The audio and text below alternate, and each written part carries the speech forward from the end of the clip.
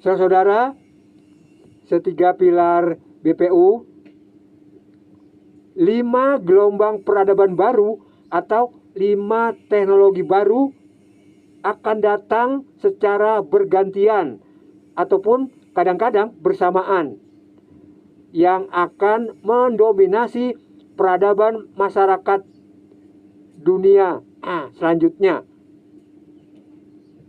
5 peradaban baru itu atau teknologi baru itu yaitu: 1.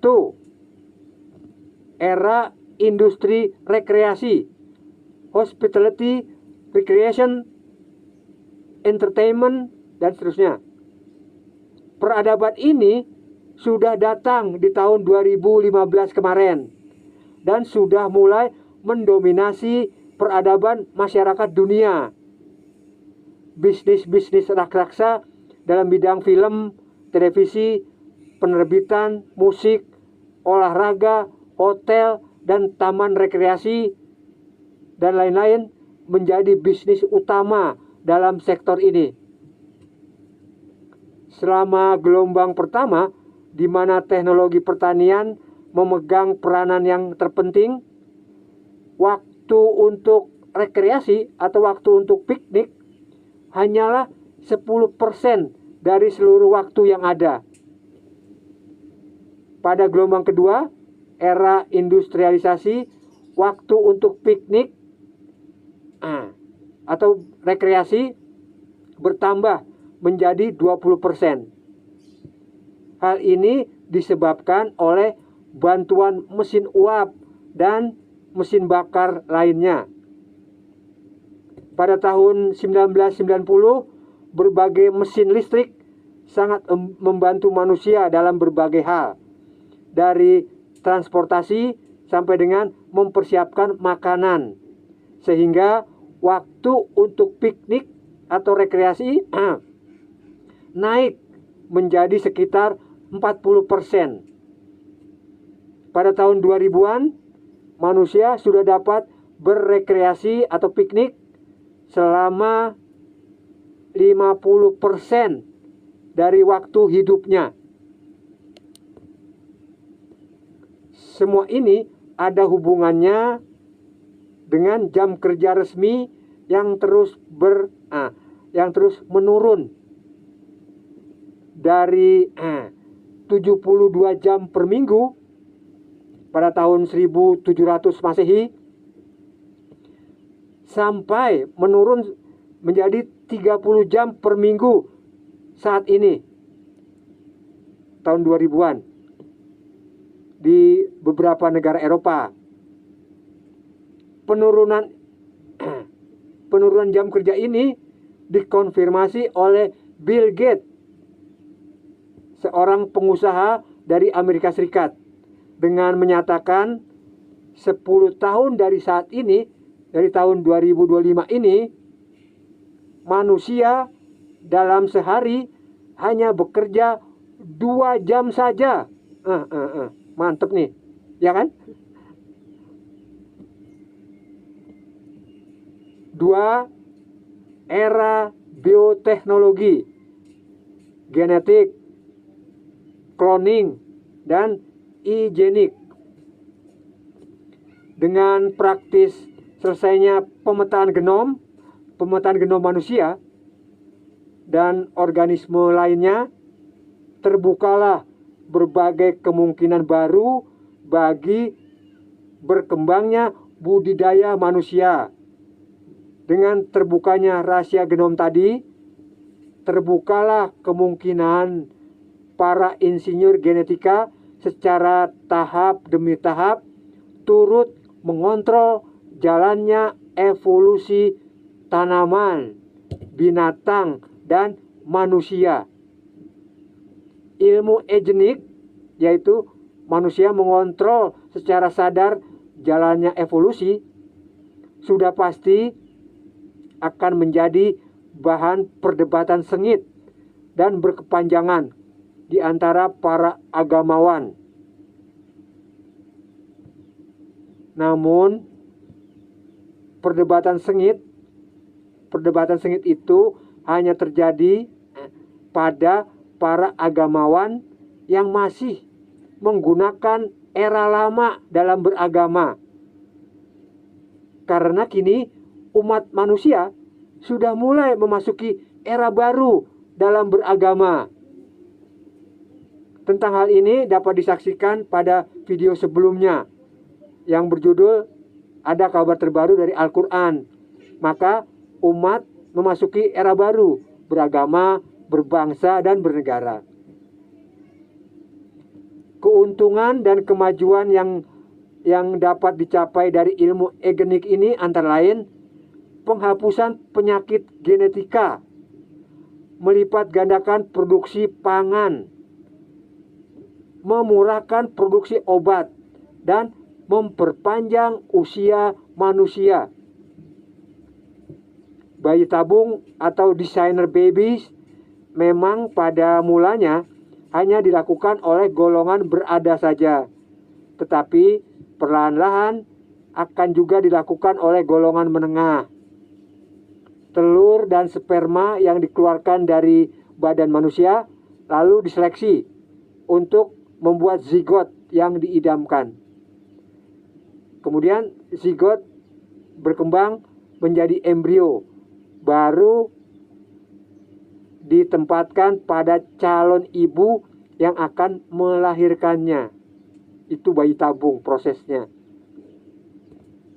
Persoalan yang kompleks akan muncul jika ilmu kedokteran berhasil memperpanjang usia manusia rata-rata nanti menjadi 125 tahun sampai 160 tahun. Jadi rata-ratanya usianya 150 tahun. Jadi yang disebut lansia berusia minimal 125 tahun baru disebut lansia.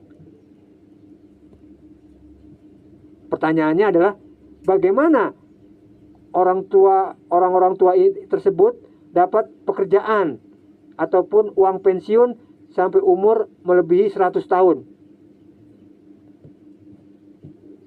Alam pasti ada jalan, memberi jalannya.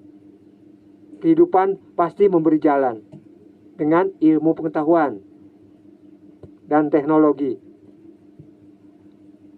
Kemudian perdebatan etika tentang euthanasia diharapkan dapat menghasilkan beberapa keputusan yang dapat diterima oleh seluruh masyarakat. Euthanasia itu adalah mematikan pasien karena kasihan penyakitnya tidak bisa lagi disembuhkan. Ini istilah kedokteran. Tomat dengan perubahan genetika telah berhasil dikembangkan demi lebih tahan busuk dan tahan perlakuan kasar dalam proses transportasi. Terapi hormon telah berhasil memperbanyak produksi susu pada sapi. Makanan berkhasiat obat telah berhasil dimanipulasi genetika sehingga dapat dipakai sebagai vaksin supaya tahan terhadap penyakit. Pohon yang menghasilkan makanan telah berhasil diubah menjadi organ tumbuh yang menghasilkan hanya bahan inti makanan yang betul-betul dibutuhkan. Akhirnya, prinsip genetika akan digunakan untuk produksi organ tubuh manusia seperti ginjal, jantung, untuk transplantasi dan untuk mengerti proses lanjut usia. Saudara-saudara, setiga pilar BPU. Nomor 3 adalah era mega material, fisika kuantum, nanoteknologi, dan fisika tekanan tinggi. Teknologi mega material adalah teknologi yang mampu menguraikan dan menyatukannya kembali bahan dalam tingkat atom ataupun subatom. Tekanan pada material akan mengubah material tersebut. Isotop karbon dalam bentuk buckyballs yang mengalami tekanan 200.000 atmosfer dengan suhu kamar akan berubah menjadi berlian sintetis.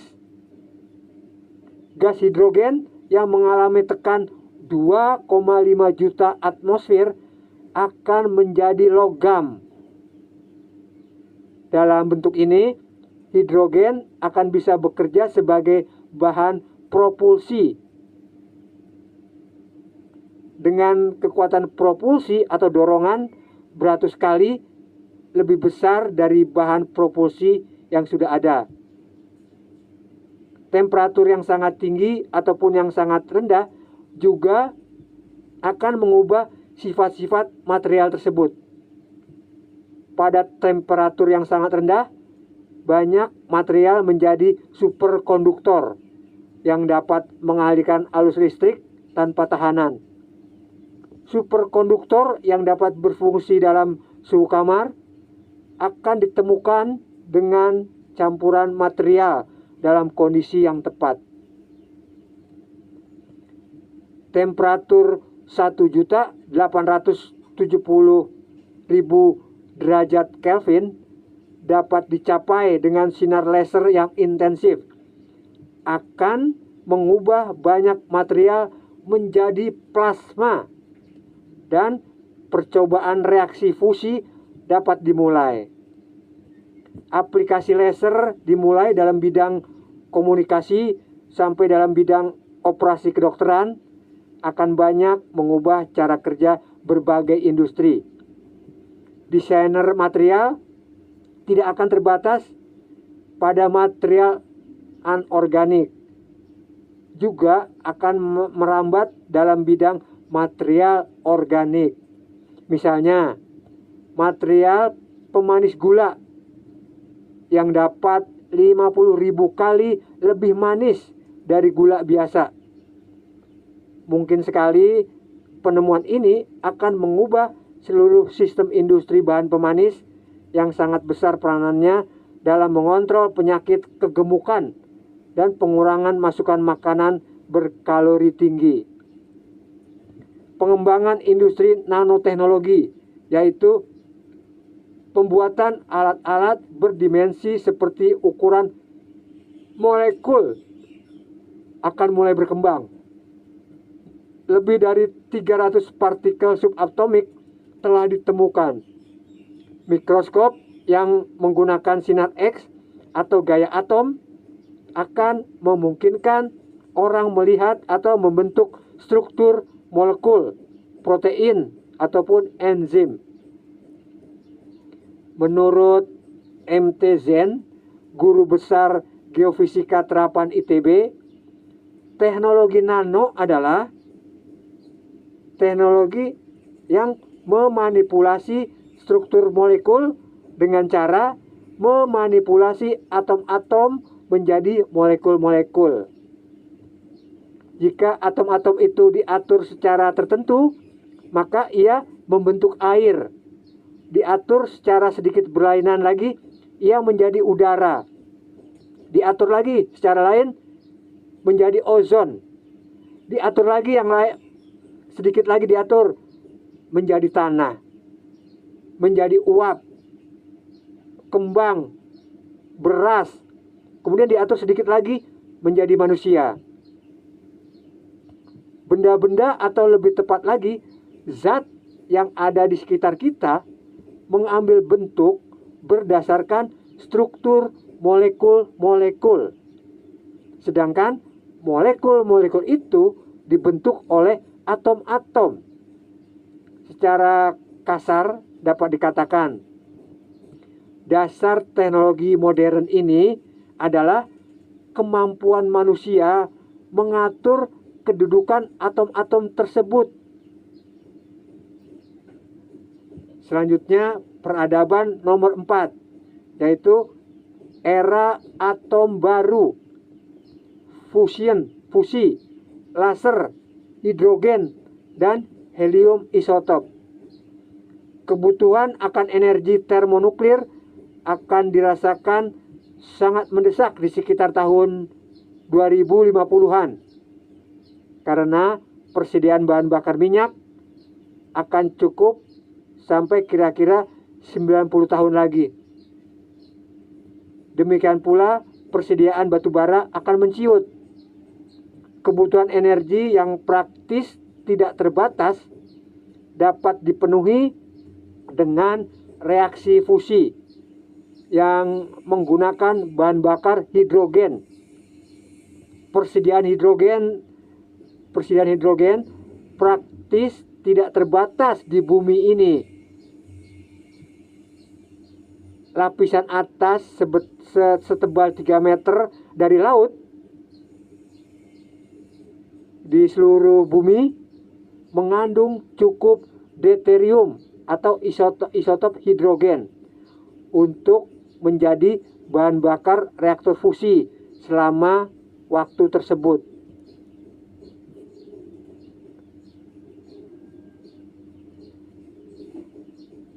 Reaktor fusi dengan hidrogen dengan mudah dapat menghasilkan energi untuk 50 juta tahun ke depan. Energi yang dihasilkan dari reaktor fusi menggunakan bahan bakar hidrogen ini.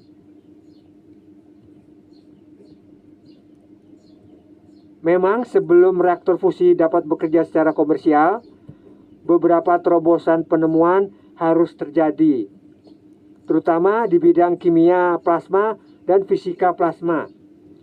Rupa-rupanya terobosan ini dapat terlaksana.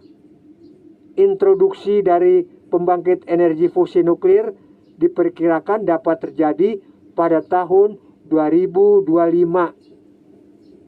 Panel fotovoltaik yang mengubah sinar matahari menjadi listrik masih terlalu mahal. Jumlah total daya listrik yang dihasilkannya pun relatif kecil. Demikian juga dengan kincir angin. Pembangkit listrik full cell akan menggantikan motor bakar dan motor bakar mobil. Kendaraan listrik berarti. Terakhir, nomor 5,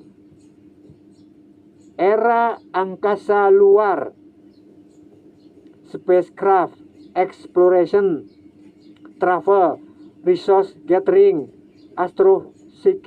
astrophysics. Perusahaan ekstraterestrial akan merupakan mesin penggerak utama dari aktivitas ekonomi di era ini. Selama beberapa abad, manusia telah mengirimkan teleskop dan satelit observasi ke ruang angkasa. Astrofisika dan beberapa cabang ilmu pengetahuan lainnya telah membuka tabir rahasia dari alam semesta. Ruang kosmos seakan-akan menjadi lebih dekat dari bumi. Ruang kosmos demikian luas dan dalamnya, sehingga di luar kemampuan manusia membayangkannya. Galaksi Milky Way, di mana bumi berada, mempunyai sekitar 100 miliar bintang beserta planet-planetnya. Alam semesta sendiri diperkirakan memiliki 120 miliar galaksi. Meskipun demikian, pakar masa depan telah dapat membayangkan berdirinya bisnis untuk perjalanan antariksa. Bisnis lainnya adalah usaha tambang kekayaan mineral dari tata surya bumi, atau juga bisnis untuk penguburan abadi di antariksa. Antariksa dijadikan kuburan.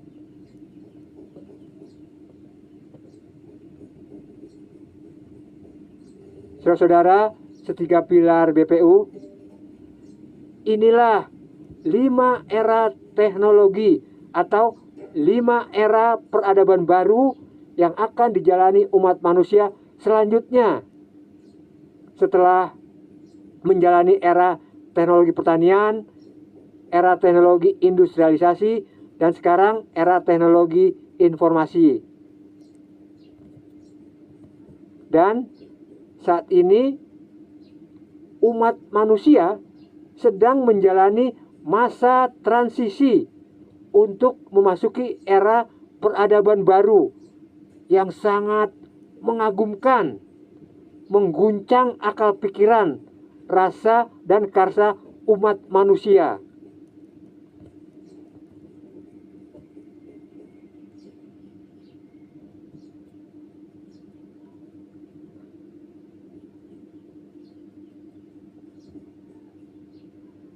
Saudara-saudara, setiga pilar BPU, setelah mengetahui kemana arah langkah kaki umat manusia akan menuju, maka timbul tiga pertanyaan.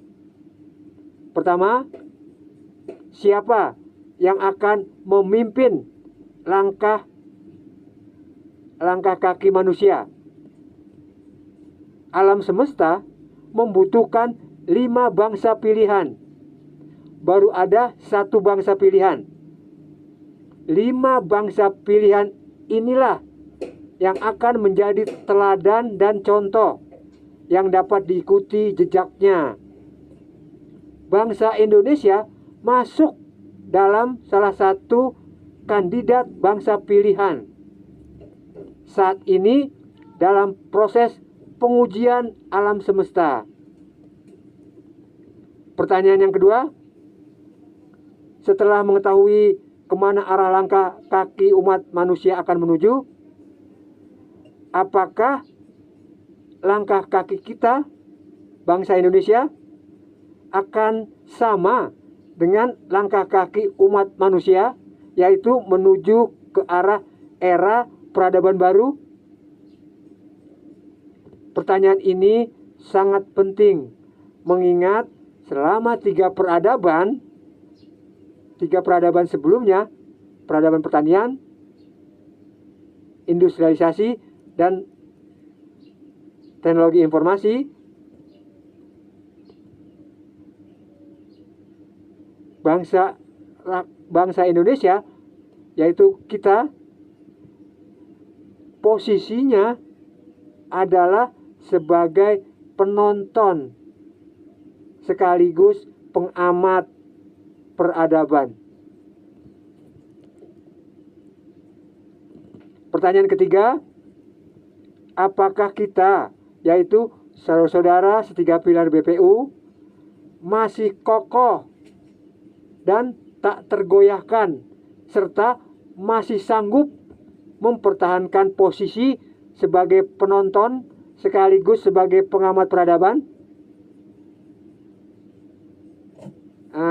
Tentang mempertahankan suatu posisi, menurut pakar motivasi, mempertahankan posisi itu lebih sulit dan lebih berat bebannya ketimbang merebut suatu posisi.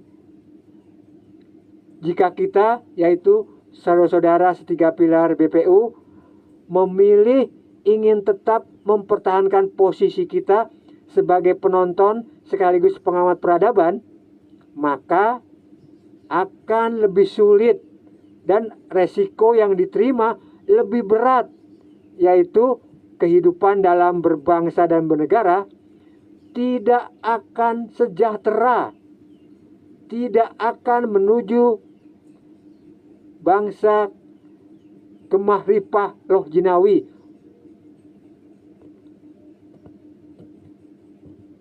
Namun jika kita memilih untuk merebut posisi di peradaban baru, maka jika kita gagal dalam merebut posisi dalam peradaban baru, tidak akan menerima resiko apapun, alias nol resiko. Bahkan jika gagal dalam merebut posisi di era peradaban baru itu, maka posisi sebagai penonton sekaligus pengamat peradaban akan kita miliki kembali. Jadi, apakah lebih baik kita memilih merebut posisi di era peradaban baru ya? Ya kan? Saudara-saudara, setiga pilar BPU, sebagai penutup, saya sarankan I Isa Tita EGP gitu. I Isa Tita itu singkatan dari ikutilah ijtihad saya. Andaikan tidak, ia tidak apa-apa. EGP gitu. Salam 3 pilar BPU, Bhinneka Tunggal Ika, Pancasila, Undang-Undang Dasar 45.